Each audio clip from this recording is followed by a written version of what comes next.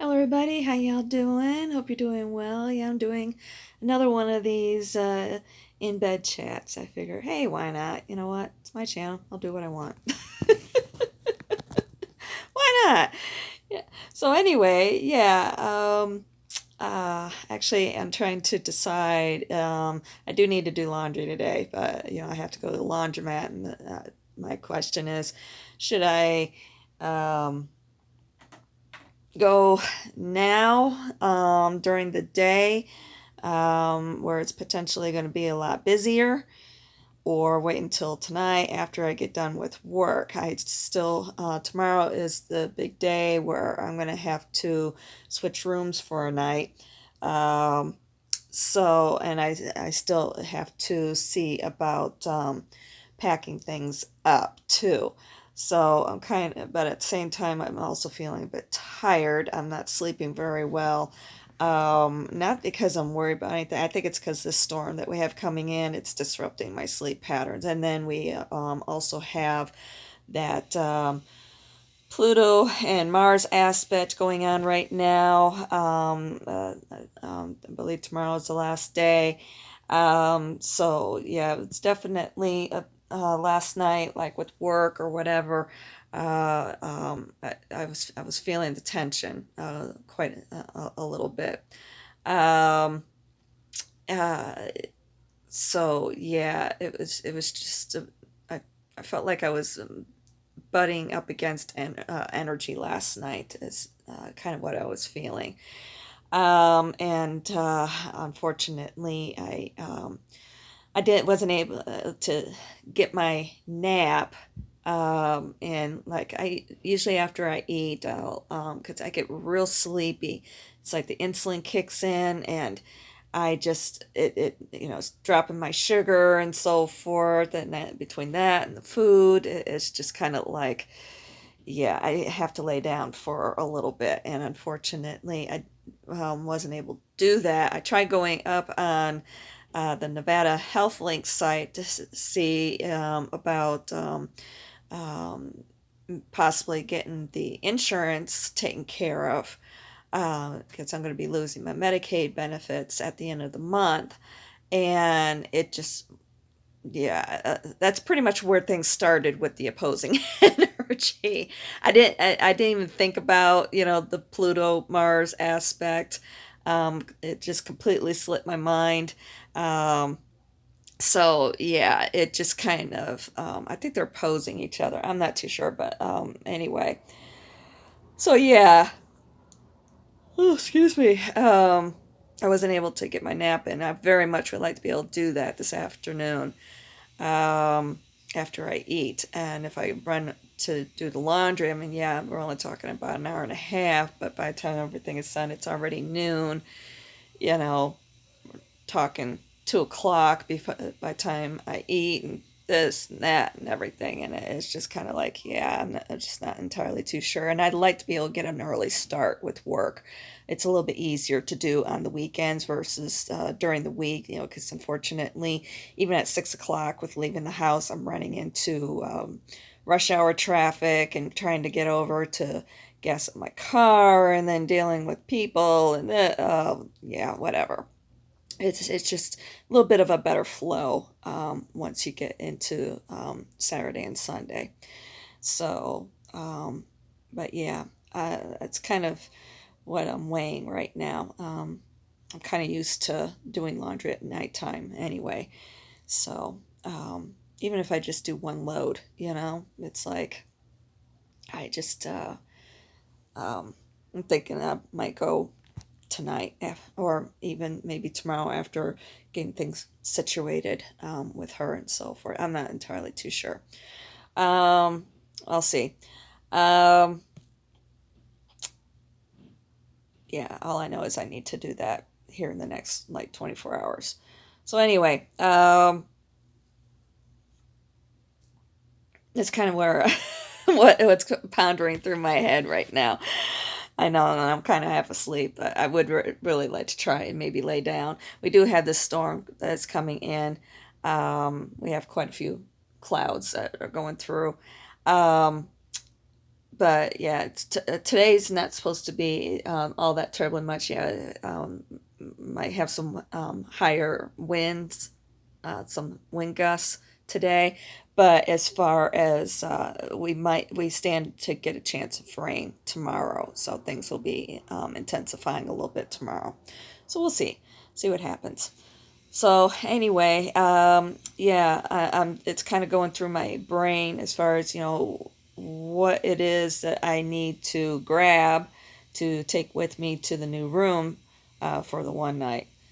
Um, but yeah, it's like that list is kind of growing, and some of it I can't even pack or grab until tomorrow. Like her litter box, food, and then I have to think, oh, ice. Yeah, my ice, my ice trays. It's little things like that, that it keeps going through my brain, and I keep thinking of. It's like, oh yeah, oh, I'm gonna need utensils and a plate, you know. Oh, my tea. I very much would like to be able to have my cup of tea because I won't eat until afterwards. Um, so yeah. Oh, and then of course my snacky stuff, and yeah, yeah. That's what I mean. The list just kind of keeps growing and growing here. So I don't know. We'll see. Um,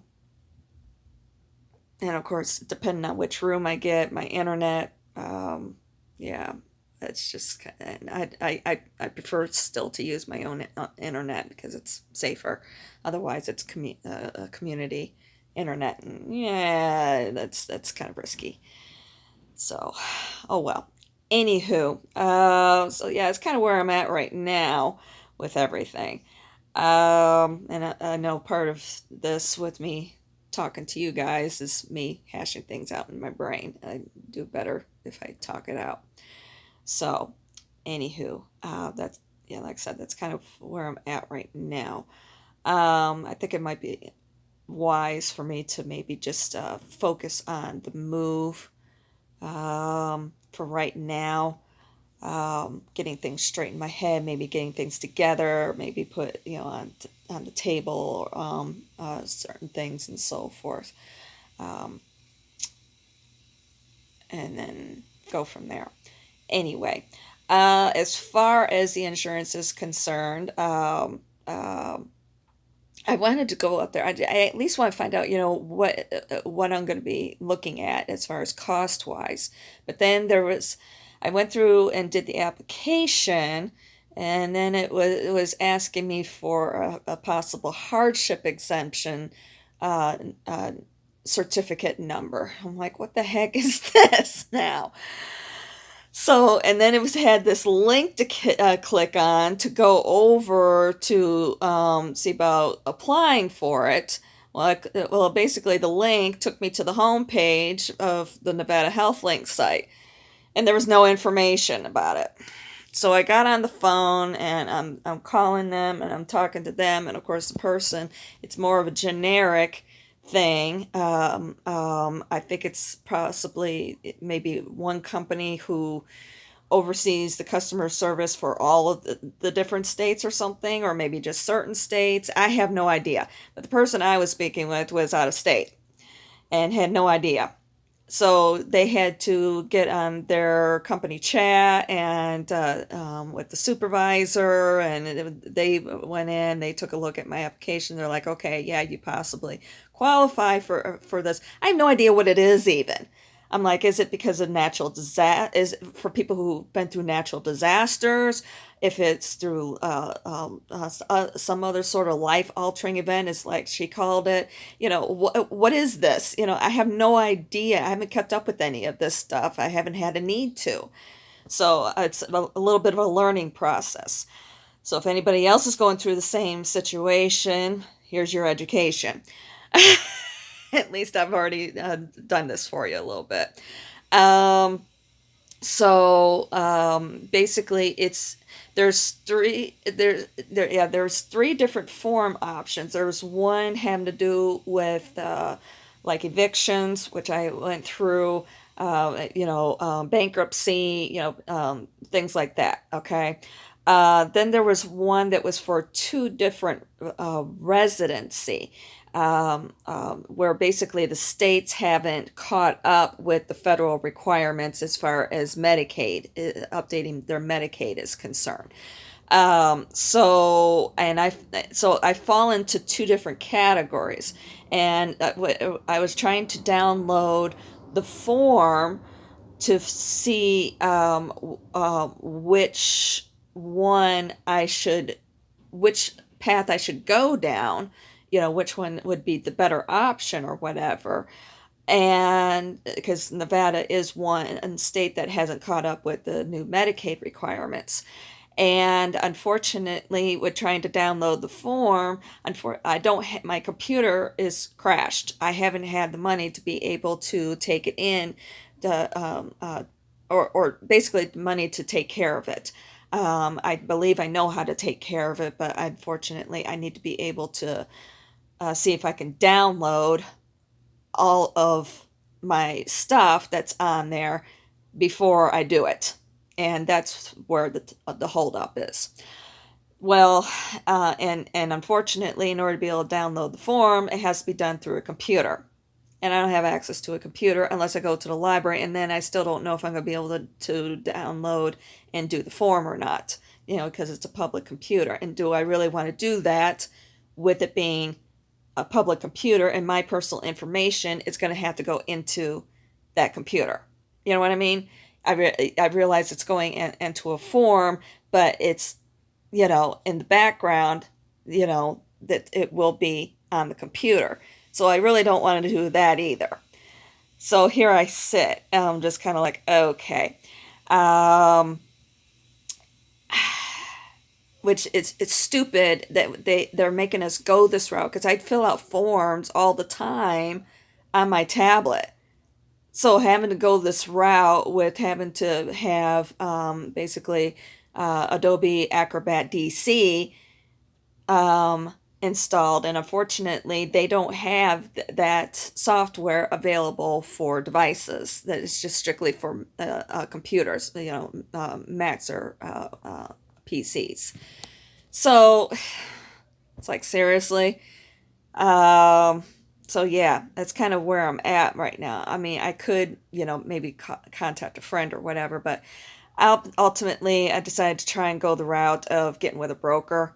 There are licensed brokers who are contracted through those websites, like Nevada Health Link, basically the state's websites where you go up and, see about purchase, taking a look at your different plan options and so forth. And those brokers have the contract with the states to provide that service, and that's how they get paid. Okay, so if these brokers come back and say, "Oh yeah, I can do this for you, but I'm going to have to charge you X amount," no, keep that in mind. Okay, and it's right on your state's. It should be right on your state's websites. Okay. So, yeah, that's kind of where I'm at right now with all of that. But of course, it was after 5 o'clock yesterday. By the time I was put in touch with a broker's voicemail or a phone number and went to their voicemail, left a message. Of course, now it's the weekend. So I won't be able to maybe until at least Monday or Tuesday, depending on how things go with moving back in on Monday. Trying to juggle here.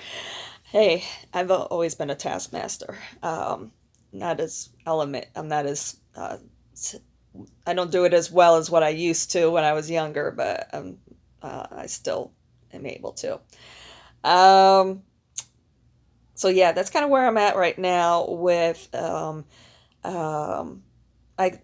I did get some sort of letter, eligibility letter. I have no idea. It's something about cost sharing. I don't know if it's what I'm thinking it is, like one of those insurances where everybody chips in for the cost of, of of the insurance, or the medical costs, basically. I don't know if it's one of those situations, which I'm not entirely too sure if that's a route that I really want to go down. I've heard um, quite a few negatives about that. Um, and then there was some other sort of program where I have no idea.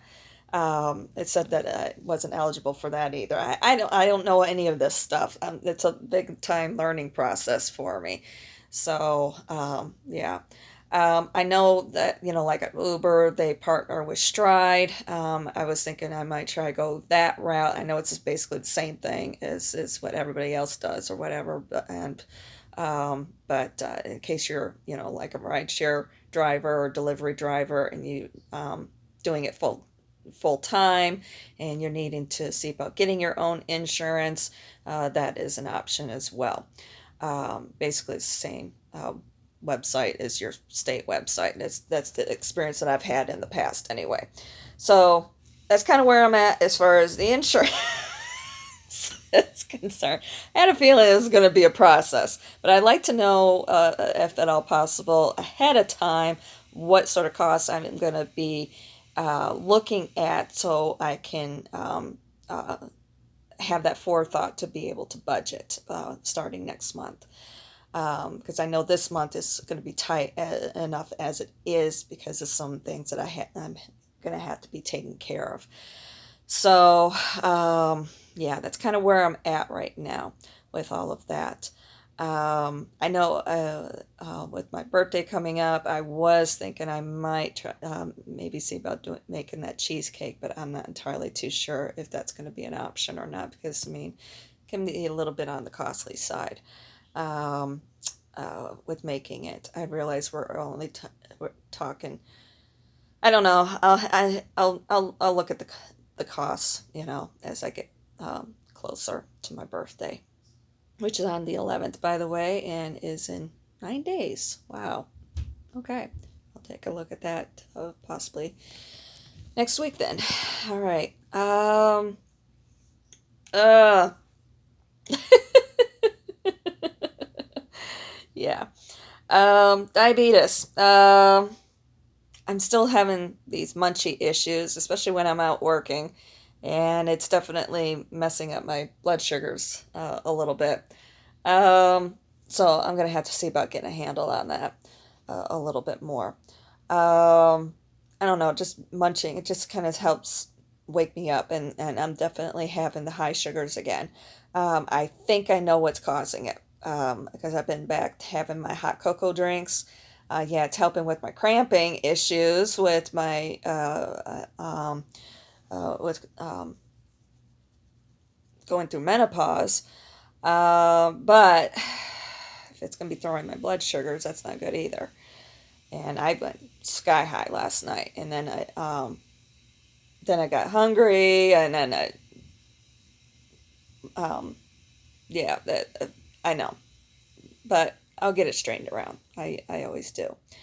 And speaking of cramping, I had another weird cramp, this time in my leg, my left leg, right behind my knee. There's that muscle that's like right there on the edge, the outer edge of your that leg there, that muscle right there. Especially when I was trying to push the clutch in, it was just or maneuver the clutch in or out, didn't matter. It was just like, ow.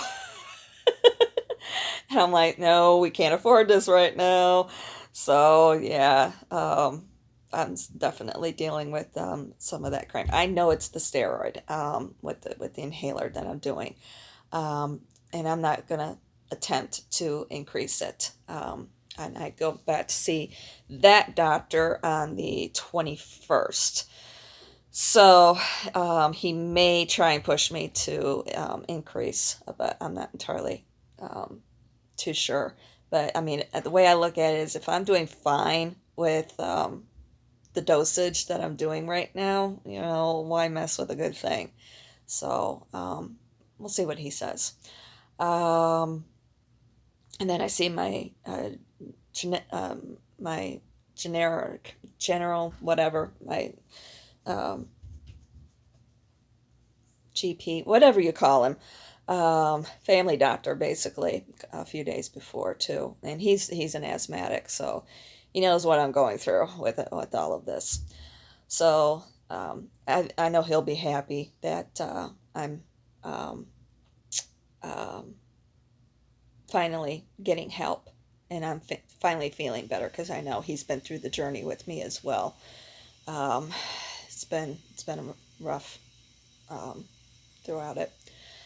So anyway, I'm looking at my cake pan up there. It's like, yeah, if push comes to shove, if I can't do the cheesecake, I can always make the chocolate cake. Yum, yum, yum, yum, yum. It's always good.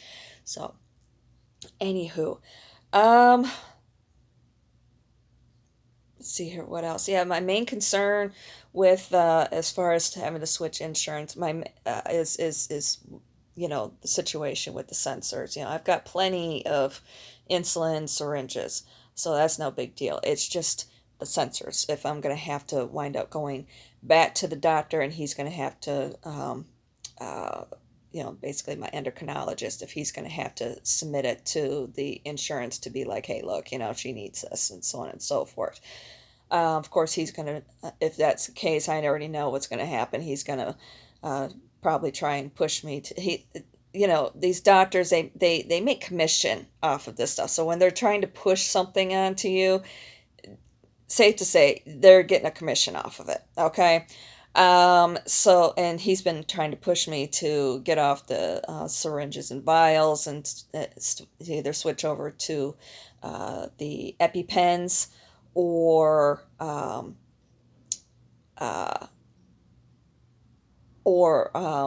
switch over to the insulin pump. I did meet somebody the other day who has insulin pump. I will admit, I had been a little curious about it, but I remember my mom, she had it, but that was 40 years ago when they first came out. This is back in the mid 80s. And it was this basically, the pump itself was this box. I'm trying. Oh, excuse me. This box. Oops. Sorry. I was going to try it. Here we go. Maybe. There we go. This box was like this big. I mean, it was this huge box. It had to be um, big enough to insert a regular size syringe into it. Okay, and it was basically you set the pump up it to for the syringe to push so much insulin into your body. Okay, and the pump was attached to a tube, which was attached to a needle that was inserted, of course, into your stomach. Well, the box is a lot smaller now. It's only this big. So you can just stick it in your pocket. But it's still the same concept, still the same thing where you still have the tube going to the needle that's inserted into your body. Only now the insulin is inserted directly into the pump itself, and of course the pump is computerized and so forth, and it monitors your blood sugars, everything, all at the same time. So you don't really. Well, you do have to have the need still for the sensor. So you basically have two things, but I mean basically it's the same concept. It's the same exact thing as what was happening 40 years ago.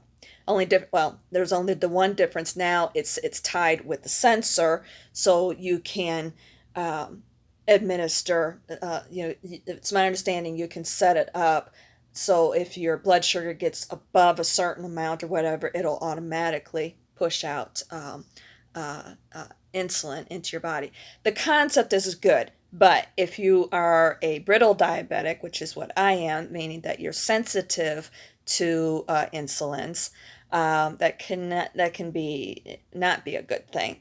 So, like myself, a lot of times my sugar it may go high, a little bit high, but then all of a sudden things will kick in or whatever, and next thing I know it, I'm dropping. Okay.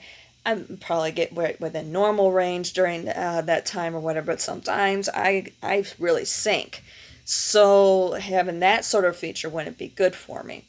I also don't like the idea where, you still have that tube and everything. I was thinking that everything was, maybe right within, some sort of sensor or what have you, and everything just gets pushed out through that way or whatever. But then again, with thinking about it, you really can't, because when you are administering your insulin, you have to make sure that you, like, if you have your sensor, let me do that up. If you have your sensor on this arm, you got to administer your insulin on the opposite arm, or your stomach or whatever. I try to avoid my stomach because it's so sensitive.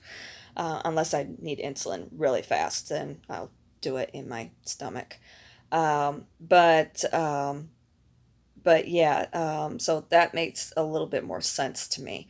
But I just don't like that still. I remember the issues that my mom had with it. And, she was a very tiny person, she's a lot smaller than me. But still, you have that hang up there with the with the tubing there, and we're not talking a short tube, we're talking a long tube.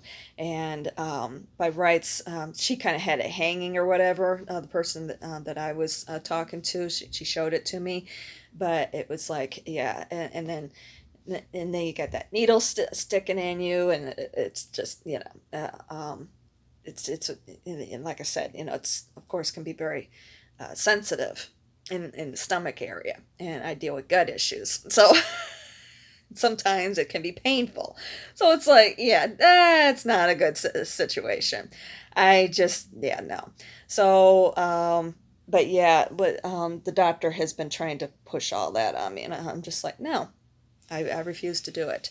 And I don't care for the EpiPens. I know I've discussed this before. The Admelog and the short acting insulin wouldn't be so bad, but it's the Lantus, the long lasting, because it only goes in increments of two. My magic number is 23. So I unfortunately I'd have to either do 22 or 24. 24 is too much. 22 isn't quite enough. So I gotta stick with that 23 number. So, um, and to me, it's the way things looked and everything. I'm not entirely too sure, because she was showing, on the pump that you insert the insulin in this little compartment or whatever. I'm like, well, the way it looks like to me, you have to do it through a syringe. If you're gonna go through all that bullshit, just do it. I mean, whatever. It's still a guessing game and so forth. Supposed to be doing your calorie counting and everything, or your carb counting, excuse me. So, what's the difference? Only now you have this pump that's pumping it through. I guess the big difference is that, you're not having to be taking all this stuff with you all the time. But I don't know. To me, it's just kind of, I don't really care for the idea. If you're going to do that, the way I look at it is, you might as well just do the EpiPen and just throw it in your pocketbook or something, unless you're a guy, of course I can understand. But I see so many guys out there walking around with purses. I'm sorry, they're purses, some sort of a bag, whether it's a fanny pack, or I'd seen this guy walking around the other day when I was at the grocery store. He had like a little bag. It was a little tote bag. It was a female bag. I mean, I realized it was more, like something that you would throw your sewing in or something like that, but it was just like, yeah, okay. I've seen so many guys walking around with those now, with some sort of a bag.